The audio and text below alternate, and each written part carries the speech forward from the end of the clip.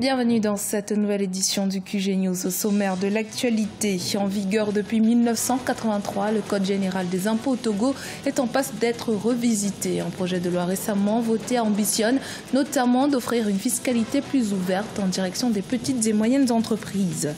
Au Cameroun, les activités en relation avec la 52e édition de la Fête de la Jeunesse, célébrée le 11 février, ont pleinement démarré. 500 jeunes start-upers sont en compétition dans le cadre du Business Challenge, lancé par le village jeunesse qui a ouvert ses portes à Yaoundé. Et puis opération écran noir et silence radio pour la presse privée nigérienne. Ce lundi 5 février, les organes de presse privée ont organisé un mouvement de protestation afin de revendiquer la liberté de la presse dans le pays.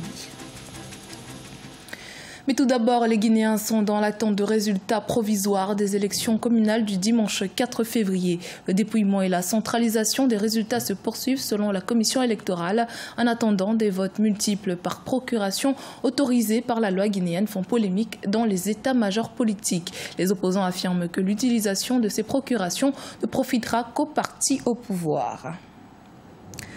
Le Togo disposera bientôt d'un nouveau code général des impôts. L'ancien texte de loi en vigueur depuis 1983 sera modifié pour laisser place à des réformes plus simplifiées. L'une des ambitions de cette réforme est d'offrir une fiscalité plus ouverte en direction des petites et moyennes entreprises individuelles. Deogracias Podo.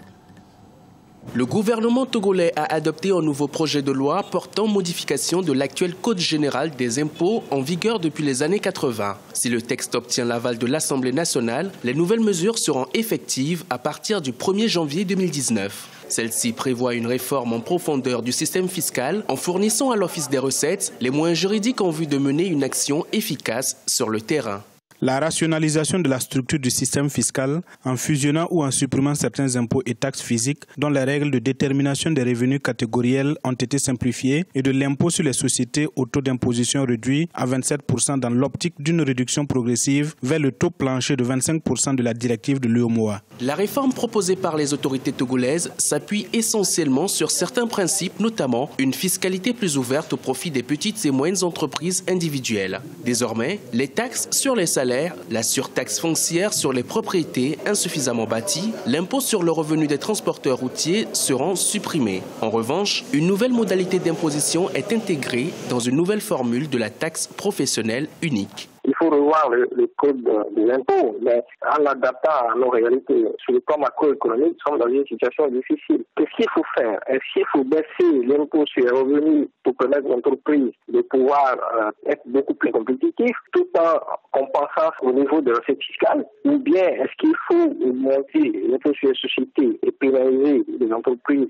Voilà autant de questions qui se posent aujourd'hui. Au Togo, 18,6% des recettes fiscales proviennent de l'impôt sur le revenu. Selon les experts, des institutions budgétaires plus solides peuvent améliorer la résilience de l'État et la gouvernance, et une administration de l'impôt efficiente peut avoir des retombées positives en termes de productivité des entreprises. Le village jeunesse qui a ouvert ses portes à Yaoundé est inscrit dans le lancement officiel des activités de la 52e édition de la Fête nationale de la jeunesse du Cameroun. L'innovation forte de cette 3e édition du village jeunesse est le Business Challenge, une compétition ouverte aux jeunes porteurs de projets novateurs dans divers domaines comme l'agriculture ou encore l'économie numérique. Reportage de notre correspondante Viviane Baouken, commentaire Maria Madramé. C'est la principale innovation de la 3e édition du village jeunesse qui se déroule à Yaoundé au Cameroun depuis le 1er février 2018. Au programme, le Business Challenge, une compétition ouverte aux jeunes porteurs d'idées de projets novateurs. Objectif, service d'espace de compétitivité afin d'inciter à la créativité et encourager l'esprit d'entreprise chez les jeunes Camerounais. À l'issue de 3 jours de coaching et suite à une audition devant un jury, les meilleurs projets seront sélectionnés pour bénéficier d'un accompagnement financier. Il est question pour les jeunes porteurs d'idées de projets ou de projets de postuler en vue d'en déprimer les 8 meilleures idées de projets ou de projets dans les 4 domaines que sont l'agriculture, l'élevage, l'artisanat, l'industrie, l'économie numérique et l'innovation. Dans cet incubateur, ce sont près de 500 jeunes qui nourrissent l'espoir de voir leurs projets sélectionnés afin de bénéficier d'un accompagnement. C'est le cas des jeunes start-upers Willy et Alain Thierry qui opèrent dans les domaines du digital et de l'industrie. Pour eux, le Business Challenge est une excellente opportunité pour des financements et donner une dimension plus importante à leurs projets respectifs. Si je gagne, je vais augmenter la visibilité de la plateforme et ainsi beaucoup de personnes seront inscrites et cela va permettre à résoudre beaucoup de problèmes à travers le Cameroun. Je suis un jeune start-upper et pour pouvoir évoluer dans ce domaine, il faut se faire connaître. Donc ma présence biodigestionnaire est de montrer ma start-up, montrer ce que nous faisons.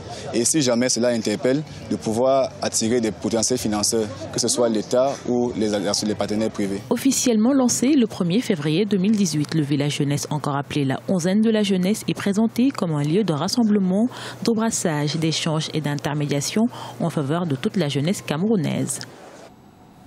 Les organisations socioprofessionnelles des médias du Niger, notamment de la presse audiovisuelle et écrite du secteur privé, ont observé ce lundi 5 février un mouvement de protestation. Les télévisions ont affiché des écrans noirs et les journaux des pages noires et des bandeaux d'alerte. Ils dénoncent les nouvelles tentatives pour étouffer la liberté de la presse dans le pays.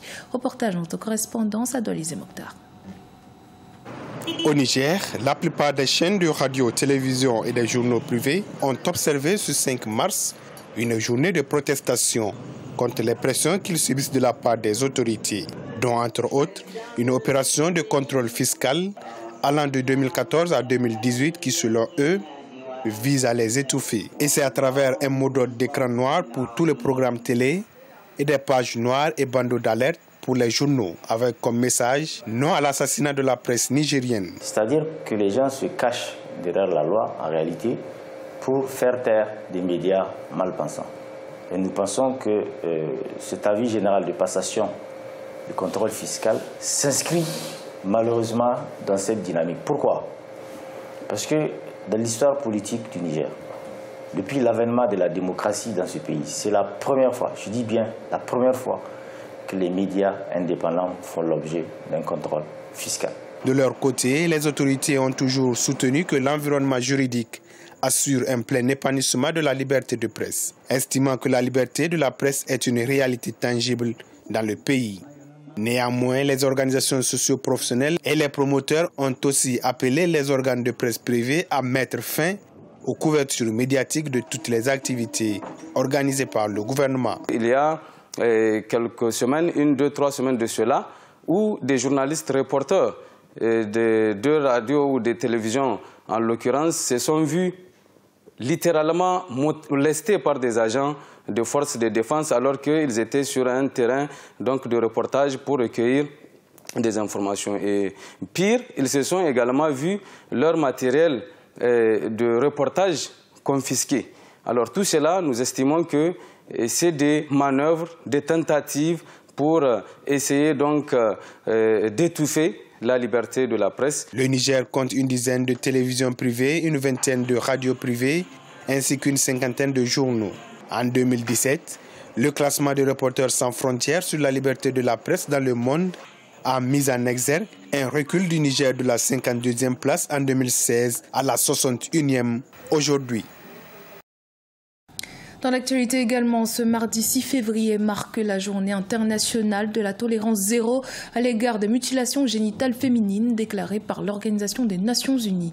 Objectif, lutter contre ce fléau mondial que les Nations Unies considèrent comme une violation des droits fondamentaux des femmes et des filles. Selon les chiffres de l'ONU, plus de 3 millions de filles par an, pour la plupart de l'enfance à l'âge de 14 ans, sont victimes de cette pratique. C'était le journal de la rédaction. Merci de votre fidélité. Dans un instant, une nouvelle édition de l'actualité sur Africa 24.